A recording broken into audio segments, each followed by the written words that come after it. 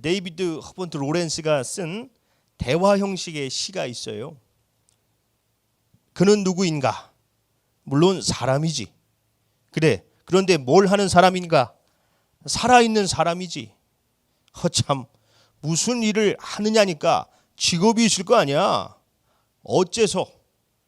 그거야 그가 빈둥거리는 건달은 아닐 테니까. 모르겠네. 그에게는 여가 시간이 좀 있는 것 같아. 아주 근사한 걸상을 만들더군.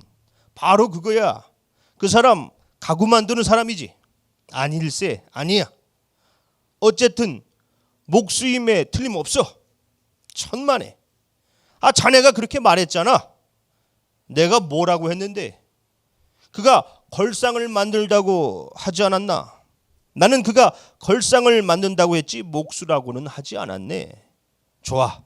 그러니까 그 사람 아마추어 목수로군. 딱 한 사람. 자네 눈에는 개똥 집박이가 직업 피리 연주자인가 아니면 아마추어인가? 개똥 집박이야 그냥 새지.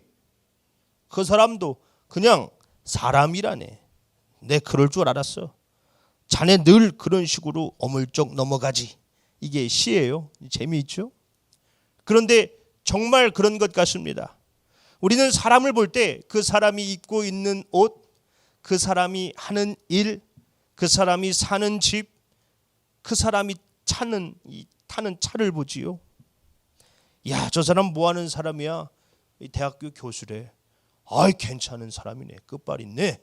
저 사람은 뭐 하는 사람인데? 사업가인데 돈 잘 벌어. 좋네.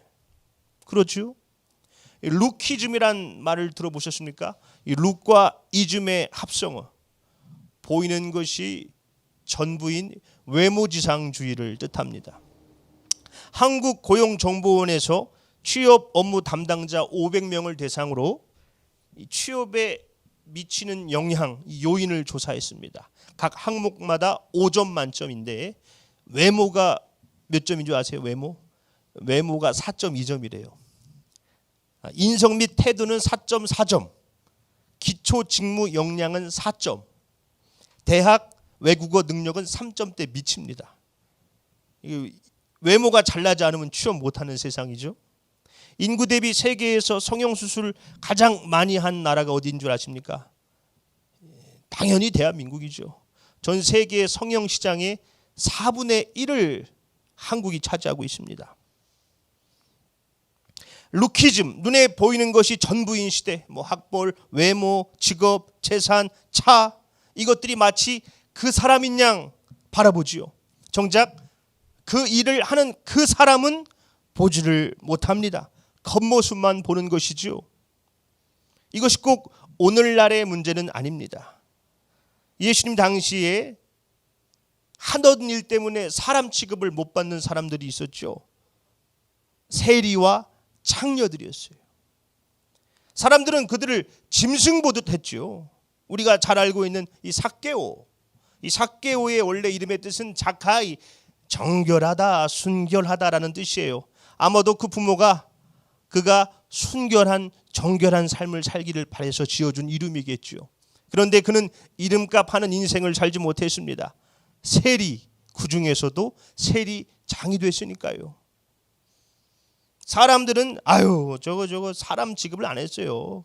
저게 사람이 할 짓이냐고, 저게 저런 나쁜 놈이 어딨냐고. 또 이 삭개오가 키가 작았지 않습니까?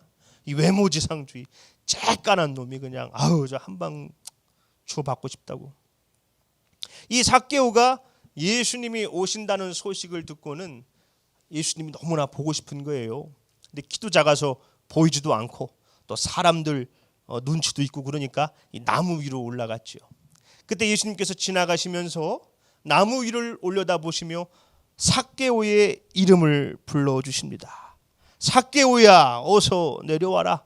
내가 오늘 너의 집에 유하여야겠다. 이 자기 스스로도 부끄러워했던 이름이 없었거든요. 그냥 나쁜 놈, 죄인이었는데 내가 무슨 순결한 삭개오인가. 그런데 자카이오스, 삭개오야, 순결한 사람아 내려와라. 그 많은 사람들 앞에서 자랑스럽게 이름을 불러주십니다. 그 한마디에 삭개오가 완전히 변화가 됐지요. 자신의 재산을 팔아서 반을 가난한 사람들에게 나눠주고 혹시라도 속여 빼앗은 것이 있으면 4배나 갚겠다고 고백합니다. 김춘수 시인의 꽃이란 시를 아시지요? 내가 그의 이름을 불러주기 전에는 그는 다만 하나의 몸짓에 지나지 않았다. 내가 그의 이름을 불러주었을 때 그는 나에게로 와서 꽃이 되었다. 주님이 그의 이름을 불러주기 전에는 그냥 세리, 죄인, 나쁜 놈이었죠. 그러나 주께서 그를 불러주셨을 때 삭개오야, 그는 주님께로 와서 꽃이 되었습니다. 사람들은 저 사람 잘났다 못났다 겉모습을 보고 판단합니다. 그러나 주님은 그 사람 안에 있는 아름다운 피어나게 될 꽃을 바라보고 계신 것이지요. 오늘 본문에서 예수님은 이 베드로를 제자로 부르십니다. 내가 너를 사람 낚는 어부가 되게 하겠다. 자, 그런데 왜 예수님께서 베드로를 부르셨을까요? 예수님의 제자들 대부분이 어부였죠. 어부. 예수님 당시 1세기 팔레스타인의 상황은 정말 처참했습니다. 로마의 식민 지배를 당하고 학자들이 당시 경제 상황이 어땠을까 연구를 했는데 계란 한 개를 사기 위해서는 노동자가 얼마를 일해야 됐을까요? 한 달을 일해야 계란 하나를 샀대요. 그러니 뭐 사는 거예요. 그게 죽는 거지 그게. 예수님 당시에 병자들이 많지 않았습니까? 다 영양실조였어요. 먹지를 못하니까 면역력이 약해져서 질병에 걸리고 조금만 다쳐도 영양 부족으로 병이 깊어지고 그래서 그렇게 나병 환자들이 많았죠. 그리고 또 귀신 들린 자들도 많았어요. 이 로마의 잔혹한 식민 지배를 당하면서 억울하고 처참하게 죽어간 사람들이 많았습니다. 사람들 시체들을 막 십자가에 걸어놓고 밤에 시체들을 막 태우고 그런 것들을 보니까 마음의 상처를 받아가지고 정신병이 걸린 거예요. 귀신 들린 자들. 어부들의 상황은 더했습니다. 이 조상 때로부터 배와 그물을 가지고 살아왔는데 이 헤롯이 어부들에게 세금을 매기는데 그물 사이즈별로 매겼어요. 사이즈별로. 조업을 나가면 고기를 잡던 못 잡던 무조건 세금을 내야 했습니다. 물고기를 많이 잡아서 그것을 제값에 팔아도 먹고 살기 힘든데 이 헤롯이 또 어떻게 했냐면은 염장 공장을 만들어 놓고 어부들이 잡은 고기를 다 헐값에 팔게 했어요. 그걸 소금에 절여 가지고 외국에 이제 수출한 거죠. 맨날 고기를 잡아도 먹고 살 수가 없어요. 살라고 하는 건지 죽으라고 하는 건지. 그런 베드로의 모습을 한번 상상해 보세요. 세상에 대한 뭐 분노가 가득했겠죠. 뭐 술 깨나 하고 싸움도 좀 했을 수 있어요. 그런 베드로를 예수님이 부르시는 거예요. 나를 따르라. 내가 너를 사람 낚는 어부가 되게 하겠다. 오늘 본문 말씀을 다시 한번 보겠습니다. 데리고 예수께로 오니 예수께서 보시고 이르시되 네가 요한의 아들 시몬이니 장차 게바라 하리라 하시니라. 게바는 번역하면 베드로라. 게바는 베드로, 반석이라는 뜻입니다. 반석. 예수님이 시몬을 보시고 너는 이제 게바다, 베드로, 반석이다 하시는 거예요. 사람들은 그 베드로의 거친 모습만 봤겠죠. 저 술주정뱅이, 저 싸움꾼. 그러나 예수님은 그 베드로 안에 있는 반석, 아름다운 반석을 보고 그를 부르신 것입니다. 이 청박교회 김기성 목사님은 이것을 이 마중물로 표현하시더라고요. 이 펌프질을 할 때 마중물을 붓지 않습니까? 이 고무 패킹이 쓰다 보면 닳아가지고 거기로 물이 다 새서 물을 이제 빼려면은 물 한 바가지 붓고 펌프질을 하다 보면 뭐 끼익끼익 하다가 힘이 딱 실면서 이제 물이 왈칵 쏟아지죠. 그 깊은 지하수를 끌어올리기 위해서 펌프에다가 붓는 물, 지하수를 마중 나가는 물이라 그래서 마중물이에요. 예수님이 그런 마중물이시라는 겁니다. 예수님이 그 사람 안에 들어가면은 그 사람 안에 있는 아름다움들이 이제 끌려져 나오기 시작하는 거죠. 예수님은 베드로 안에 있었던 그 아름다운 가능성, 그 반석을 보고 그를 부르셨지요. 예수님이 그의 삶에 들어가니까 어떻게 됐습니까? 그 베드로 안에 있던 아름다움들이 끌려져 올라왔습니다. 사람을 낚는 어부로 믿음의 반석으로 변화가 됐지요. 마태복음 8장을 보면은 예수님께서 베드로 장모님 집에 가요. 그 장모님이 열병으로 알아 누웠습니다. 그런데 이 열병, 이 퓨레소를 원어적 의미를 보면은 화병이에요. 화병으로 알아 누웠습니다. 한 생각을 해보세요. 사위란 인간이 하루 종일 고기를 잡아가지고 그걸 팔아도 입에 풀칠하기도 힘든데 그 배와 그물을 버려두고 그 예수란 새파란 젊은 놈을 쫓아다닌다니까 이 화가 나요, 안 나요? 이 화병이 나서 쓰러진 거예요. 내 팔자야. 그런데 거기 예수님과 그 제자들이 간 거예요. 그 장모님이 어땠겠습니까? 아이고 저놈들 때문에 나가 이놈들아. 저 왼수 놈들 저거 나는 못 산다고 그랬을 거 아니에요? 그런데 예수님께서 성경을 보면은 그 장모님의 손을 딱 잡고 일으킨다고 그래요. 그러자 열병이 즉시 떠났다 그럽니다. 화병이 사라진 거예요. 마음의 응어리, 이 분노가 눈 녹듯 사라지고 수종을 듣는다 이렇게 성경에 나와 있습니다. 예수님을 만나면은 그 사람 안에 있는 아름다움들이 끌려져 올라오는 것이죠. 그래서 예수를 만나면 변화된다라는 것입니다. 우리가 만나는 모든 사람 안에는 그 아름다움들이 있어요. 왜 그렇습니까? 우리가 다 하나님의 형상으로 지음받았기 때문이죠. 그런데 우리는 그 사람을 바라보지 못하죠.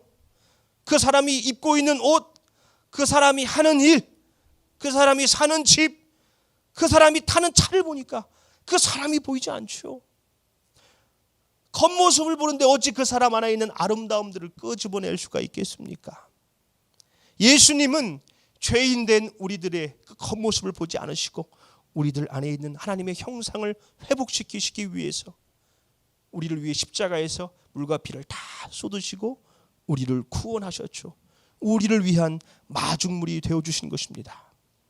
우리들 역시 예수님을 닮아서 이 세상을 향한 하나님 나라를 향한 마중물들이 되어야 할 것입니다. 가족이라는 게 뭐예요? 서로를 위한 마중물이죠. 자녀들은 부모를 통해서 또 부모는 자녀들을 통해서 남편과 아내 서로를 통해서 세움받고 높아져야 하는 것이지요. 보이는 것이 전부인 세상 속에서 사람들 안에 있는 아름다운 하나님의 형상을 발견하고 그들을 위한 마중물이 되어서 그들의 아름다움을 끄집어내는 예수님을 위한 마중물들, 우리 행복한 교회가 되어야 할 것입니다. 말씀을 맺겠습니다. 고 권정생 선생님이 1975년 제1회 아동문학상을 받기 위해서 상경을 했대요. 근데 그 행색이 뭐 장터에서 누가 뭐 버린 것 같은 거 그런 코트를 주워 입고 무릎이 벌쭉 나와가지고 뭐 종아리가 다 드러나는 검은색 바지에 검은 검정 고무신을 신고 왔대요. 그 모습에 빳빳한 와이셔츠에 현란한 넥타이, 광이 번쩍번쩍한 구두를 신은 서울 놈들이 그냥 한 방 제대로 먹었다고 하더라고요. 상도 못하는 놈들이 그런 옷도 입고 상 탄 사람은 그러고 왔으니까. 수상 소감을 말하는 자리에서 선생님은 자기가 지금 사찰 집사로 있는 그 교회에 가난한 아이들 얘기를 좀 하고 그러고 내려왔대요. 선생님과 아주 가까운 사이였던 이현주 목사님이 이왕 서울 좀 올라왔으니까 며칠 좀 더 쉬고 구경 좀 하고 내려가라고 했더니 거절하면서 이렇게 말했답니다. 칠복이라는 정신 박야가가 있어. 나이는 15살인데 초등학교 1학년 수준도 못 돼. 이 녀석을 얼마 전부터 가르쳤는데 1에서 10까지 제법 쓸 줄 알게 됐어. 팔자만 못 쓰고 다 쓰지. 서울 오기 전날 이름자를 가르쳐줬더니 무척 기뻐하더라. 잘하면 제 이름자 정도는 곧 쓰겠어. 그 애가 날 기다리고 있어. 무척. 목사님이 더 잡아둘 수가 없는 거예요. 마중물이 된다는 게 뭘까요? 아무도 관심 갖지 않았던 칠복이에게 관심을 갖고 그에게 글을 가르쳐주고 가능성을 깨워주고 아파하고 괴로워하는 이들의 손을 잡아주고 마음 다해서 가난하고 소외된 이웃들을 섬기고 기도해주고 사람을 외모로 바라보지 않고 그 사람 안에 있는 아름다운 형상을 발견하는 것, 그것이 바로 마중물이 되는 것입니다. 우리 행복한 교회가 예수님을 닮은 이 세상을 변화시키는 주님의 마중물들이 되시기를 예수님의 이름으로 축원합니다. 아멘.